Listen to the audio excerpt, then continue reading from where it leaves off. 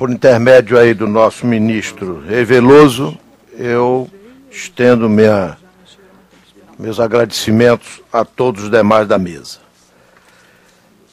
Eu preparei por escrito, acho que não tem nada exposto ali, então eu vou procurar ser o mais, vamos dizer assim, didático nessa leitura. A existência de um caráter positivo nas crises é um consenso quase universal, porque o ser humano tem demonstrado ao longo da história uma capacidade surpreendente de se renovar, reinventar e transformar situações adversas em momentos de conquista e de mudança para melhor. Sabemos também que pessoas, empresas e nações reagem a crises de forma diferentes. Algumas, resignadas, recolhem-se e esperam o que virá. Outras encaram a adversidade como ponto de partida para construir algo melhor, o que requer percepção aguçada, intuição, coragem e competência para usar as forças das circunstâncias a favor de seus propósitos. No âmbito dos negócios, nos momentos de crise, há coisas indispensáveis a fazer para ficar no essencial. Destaco: priorizar sempre os investimentos, principalmente os que visam aumentar a produtividade e melhorar a qualificação. Reduzir despesa, mas sem perder a qualidade dos serviços e produtos. Buscar soluções inovadoras e novos instrumentos econômicos. Sustentá-los em estruturas regulatórias saudáveis e usar sempre a criatividade para sobreviver agora e crescer em seguida. Essa introdução reforça a convicção de que as crises sempre embutem oportunidades. Há até quem faça uma correlação direta entre uma coisa e outra, o que, aliás, justifica o tema desse nosso painel. Mas as crises têm naturezas diferentes. As clássicas decorrem da interrupção do funcionamento natural das coisas ou surgem inesperadamente como consequência de análises equivocadas de cenários, tendências e riscos. As outras são crises que se instalam, criam raízes e sobrevivem. O Brasil está cheio delas. Algumas já foram debatidas à exaustão. Outras até poderiam ter sido atacadas, mas perduram por tão pouco tempo que começam por tão longo tempo que começam a ser admitidas como algo inerente à nossa forma de ser. E é sobre essas que pretendo fazer minhas provocações, mas tendo como foco o Brasil e não a Odebrecht, que sempre que se deparou com uma crise cresceu qualitativa e quantitativamente e se desenvolveu como organização. Vou me limitar a uma lista com 9. Acho que é um bom número para refletirmos e para perguntarmos: será que nelas também não estão embutidas algumas oportunidades? Comecemos pela crise da sucessão na política. Não estou me referindo aos processos eleitorais. Estou me referindo à prática política como exercício de cidadania. A renovação é condição para o crescimento e base para o futuro de qualquer empreendimento. Assim, o futuro de uma instituição está diretamente vinculado ao compromisso que cada geração assume de formar a geração que a sucederá.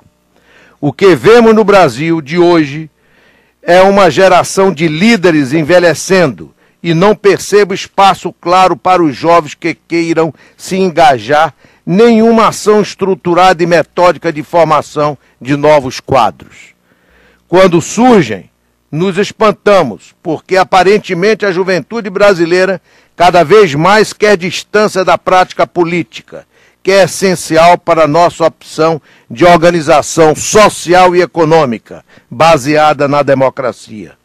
Sem a sucessão de gerações, não construiremos nosso destino. A segunda é a crise da reinvenção. É da tradição política brasileira reinventar o país a cada década. Parece que optamos por construir aqui uma civilização de curto prazo. Cada novo ciclo de poder inicia um novo ciclo de escolhas e prioridades, quando o que deveria pautar decisões são os desafios que vêm pela frente, até porque os resultados de hoje, sem desmerecer a geração atual, são também fruto de uma série de atos e fatos protagonizados pelas gerações passadas. A história de um país não pode ser vista como uma fotografia, mas como um filme dinâmico e mutável. E o progresso material é um processo cumulativo, que se mede em décadas e séculos, impulsionado pela cultura da poupança e do investimento. Se os brasileiros de hoje colhem os frutos do empenho de quem nos antecedeu, é dever de cada um de nós também esforçar-se no mesmo sentido, em prol das gerações vindouras. E não recomeçar tudo outra vez, como se o presente determinasse o futuro, porque o futuro é que determina o presente. A terceira é a crise de competitividade e produtividade que cada vez mais afeta as empresas brasileiras. Temos estudos que demonstram que em nossos canteiros de obra nos anos 70, mais de 30 anos atrás, para cumprir as mesmas tarefas e produzir quantidades semelhantes, precisávamos de 30% menos de mão de obra. Os equipamentos evoluíram. Há novos materiais, melhoramos as técnicas construtivas, mas caminhamos para trás no fator humano, tanto no custo quanto na produtividade. E no fator imperativo da educação, mas educação de qualidade, o que ao fim e ao cabo são os elementos que, de fato, fazem diferença. Lembremos-nos que o ensino fundamental de qualidade é o que mais pode impulsionar o autodesenvolvimento futuro. Não vou me deter nas questões de infraestrutura e seus impactos no custo Brasil, ou falar de nossa burocracia, porque a sociedade brasileira tem plena consciência e a imprensa, com frequência, nos informa sobre os prejuízos que ela, a burocracia e a diminuta e ineficiente infraestrutura trazem para o país e para as empresas que aqui trabalham. Vamos à quarta crise, que recrudesceu nos últimos 3 anos e surgiu no movimento trabalhista sindical, baseada na premissa do confronto, agravando sobremaneira a crise a qual acabei de me referir. Poderíamos chamá-la de crise do estado de greve. A nova economia não admite nem assalariados nem patrões. As empresas estão em busca de empresários do conhecimento, das habilidades e das competências que dominam, que sejam capazes de fazer acontecer, exercendo a liberdade com responsabilidade. Isso significa que as oportunidades de trabalho estão reservadas para quem foi preparado para não obedecer ordens, mas para conquistar e satisfazer clientes e, como autêntico parceiro, se autorremunerar por meio de parte dos resultados que produzir. A ação sindical, legítima e justa, pode contribuir de modo decisivo para que cada trabalhador busque sua emancipação pessoal, compreenda seu papel produtivo e adquira uma nova consciência que refute o tradicional conceito do emprego, altere o padrão de dependência do profissional perante o mercado e transcenda as visões estreitas que preferem apostar no anacrônico conflito entre o capital e o trabalho.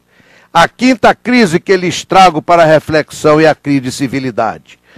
Dos 5 estádios já inaugurados para a Copa do Mundo, a Odebrecht construiu 3. Quem os viu e visitou pode perceber a diferença entre as modernas arenas e os novos velhos campos de futebol. São projetos extraordinários, destinados a dar conforto e prazer a quem os utilizar.